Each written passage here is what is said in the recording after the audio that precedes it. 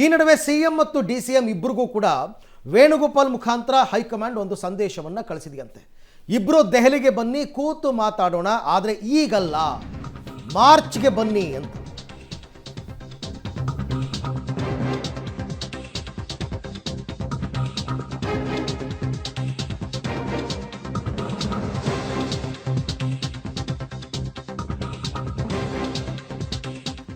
CM DCM ಇಬ್ಬರಿಗೂ ವೇಣುಗೋಪಾಲ್ ಮೂಲಕ high command ಸಂದೇಶವನ್ನು ಕಳಿಸಿದೆಯಂತೆ. ನಿನ್ನೆ ಅವರು ಕೂಡ ಬೆಳಗಾವಿಗೆ ಬಂದಿದ್ರಲ್ಲ, ಆವಾಗ ಮಾರ್ಚ್ ಅಂತ್ಯಕ್ಕೆ ಸಿಎಂ ಡಿಸಿಎಂಗೆ ದೆಹಲಿಗೆ ಆಹ್ವಾನವನ್ನು ಕೊಟ್ಟಿದ್ದಾರೆ. ಎಲ್ಲ ವಿಚಾರವನ್ನು ಅಲ್ಲಿ ಚರ್ಚೆ ನಡೆಸೋಣ ಅಂತಕ್ಕಂಥ ಸಂದೇಶ. ಇಬ್ಬರ ಜೊತೆ ಚರ್ಚೆಗೆ ಸ್ವತಃ ಸೋನಿಯಾ ಮತ್ತು ರಾಹುಲ್ ಆಸಕ್ತಿಯನ್ನು ತೋರಿದಾರಂತೆ. ಹಾಗಾಗಿ ಮಾರ್ಚ್ವರೆಗೆ ಕಾದು ನೋಡುವಂತೆ ನಾಯಕರಿಗೆ ಸಂದೇಶ ರವಾನೆಯಾಗಿದೆ. ಮಾರ್ಚ್ ಅಂತಂದರೆ ಯಾಕೆಂದರೆ ನನ್ನ ಪ್ರಕಾರ ಈಗಾಗಲೇ ಬಜೆಟ್ ಅಧಿವೇಶನಗಳು ಆರಂಭ ಆಗಿಬಿಡ್ತವೆ. ಆ ಕಡೆ ಎಲ್ಲರೂ ಬ್ಯುಸಿ ಆಗ್ತಾರೆ.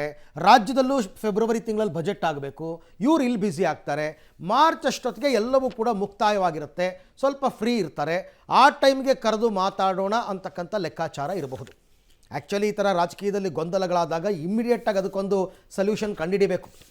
ಈ ಗಾಯವನ್ನು ರಣ ಆಗೋದಕ್ಕೆ ಬಿಡಬಾರ್ದು. ಬಟ್ ಇವರು ಮಾರ್ಚ್ ತನಕ ಟೈಮ್ ಕೊಟ್ಟಿದ್ದಾರೆ ಅಂತಂದರೆ ಅದಕ್ಕೆ ಕಾರಣ ಇಷ್ಟೇ ಅಂತ ನಾನು ಅಂದ್ಕೊಂಡಿದ್ದೀನಿ. ಸಮಯ ಬೈ ಮಾಡ್ತಾ ಇದ್ದಾರೆ, ತುಂಬ ಟೈಮ್ ಕೊಡ್ತಾ ಇದ್ದಾರೆ ಅಂತ. ಆಮೇಲೆ ಏನಾಗುತ್ತೆ, ನೀವು ಕೊಳಕ್ಕೆ ಕಲ್ಲು ಹೊಡಿತಾ ಇದ್ದಷ್ಟು ಅದು ಕೊಳಕೆ ಜಾಸ್ತಿ ಆಗ್ತಿರುತ್ತೆ ನೀರು. ಸ್ವಲ್ಪ ಅದು ಸೆಟ್ಲ್ ಆಗಕ್ಕೆ ಬಿಡಬೇಕು, ಆವಾಗ ತಿಳಿಯಾಗತ್ತೆ ಅಂತ. ಈ ಬಗ್ಗೆ ಮತ್ತಷ್ಟು ಮಾಹಿತಿ ನನ್ನ ಕೊಲೀಗ್ ಶ್ರೀನಿವಾಸ್ ಅವರಿಂದ ಪಡ್ಕೊಳ್ಳೋಣ. ಶ್ರೀನಿವಾಸ್, ಯಾವಾಗಲೂ ಕೂಡ ರಾಜಕೀಯದಲ್ಲಿ ಗೊಂದಲಗಳು, ವೈಮನಸ್ಸುಗಳು ಜಾಸ್ತಿ ಆದಾಗ ಹೈಕಮಾಂಡ್ ಮುಖಾಂತರ ಇಮಿಡಿಯೇಟಾಗಿ ಅದಕ್ಕೊಂದು ಸೊಲ್ಯೂಷನ್ ಕಂಡುಹಿಡಿತಾರೆ. ಆದರೆ ಇಲ್ಲಿ ಮಾರ್ಚ್ ತನಕ ಸಮಯಾವಕಾಶವನ್ನು ಹೈಕಮಾಂಡ್ ತಗೊಂಡಿರೋದು ಯಾಕೆ? ಹೋಗಲಿ, ಮಾರ್ಚ್ಗೆ ಬನ್ನಿ ಅಂತ ಹೇಳಿರ್ತಕ್ಕಂಥದ್ದು ಕೂಡ ಈ ಅಧಿಕಾರ ಹಂಚಿಕೆ ವಿಚಾರಕ್ಕೆ ಸಂಬಂಧಪಟ್ಟಂತೆ ಮಾತುಕತೆನಾ, ಅಥವಾ ಬರೀ ಗೊಂದಲ ಶಮನಕ್ಕ? ಏನಾಗ್ತಾ ಇದೆ ಕಾಂಗ್ರೆಸ್ ಪಾಳ್ಯದಲ್ಲಿ ಅಂತ?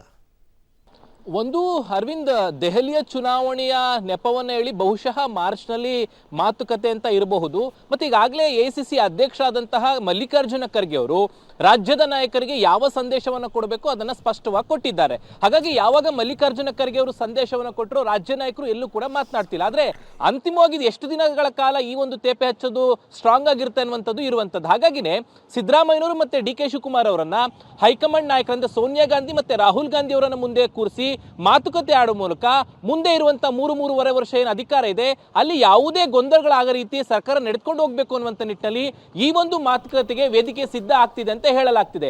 ಮಾರ್ಚ್ನ ಕೊನೆ ವೇಳೆಯಲ್ಲಿ ಸಿದ್ದರಾಮಯ್ಯನವರು, ಡಿ ಕೆ ಶಿವಕುಮಾರ್ ಅವರು, ಮಲ್ಲಿಕಾರ್ಜುನ ಖರ್ಗೆ, ಸೋನಿಯಾ ಗಾಂಧಿ ಮತ್ತೆ ರಾಹುಲ್ ಗಾಂಧಿ ಅವರ ಮುಂದೆ ಕೂತ್ಕೊಂಡು ಅಧಿಕಾರ ಹಂಚಿಕೆಯ ಸೂತ್ರ ಇದ್ರೆ ಅದು ಯಾವ ರೀತಿಯಾಗಿ ಹಂಚಿಕೆ ಆಗುತ್ತೆ, ಮುಂದೆ ಯಾವ ರೀತಿಯಾಗಿ ಸರ್ಕಾರ ಹೋಗಬೇಕು, ಹೈಕಮಾಂಡ್ ಯಾವ ನಿಲುವನ್ನ ತೆಗೆದುಕೊಳ್ಳುತ್ತೆ, ಅದಕ್ಕೆ ನೀವು ಯಾವ ರೀತಿಯಾಗಿ ಬದ್ಧರಾಗಿರಬೇಕು. ಸೊ ಈ ಎಲ್ಲ ವಿಚಾರಗಳ ಬಗ್ಗೆ ಬಹುಶಃ ಚರ್ಚೆ ಆಗ್ಬೋದು ಅಂತ ಅನ್ಸುತ್ತೆ. ಕಾಂಗ್ರೆಸ್ನಲ್ಲಿ ಚರ್ಚಿತವಾಗ್ತಿರುವಂತದ್ದು ಸಿದ್ದರಾಮಯ್ಯನವರು ಮತ್ತೆ ಡಿ ಕೆ ಶಿವಕುಮಾರ್ ಅವರ ನಡುವೆ ಅಧಿಕಾರ ಹಂಚಿಕೆ ಸೂತ್ರ ಹೈಕಮಾಂಡ್ ಮಟ್ಟದಲ್ಲಿ ಆಗಿದೆ. ಅದನ್ನ ರೀಕಾಲ್ ಮಾಡುವಂತಹ ಪ್ರಯತ್ನಗಳಲ್ಲಿ ಆಗ್ಬೋದು ಅಂತ ಅನ್ಸುತ್ತೆ. ಅರವಿಂದ್, ಅಂತಿಮವಾಗಿ ಯಾವ ನಿಲುವನ್ನ ಹೈಕಮಾಂಡ್ ತೆಗೆದುಕೊಳ್ಳುತ್ತೆ ಕಾದ್ ನೋಡ್ಬೇಕಾಗತ್ತೆ.